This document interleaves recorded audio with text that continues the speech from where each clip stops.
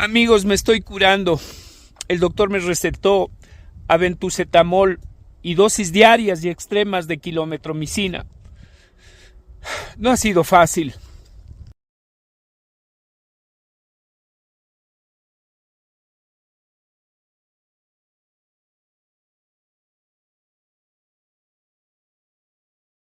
Amigos, me estoy curando.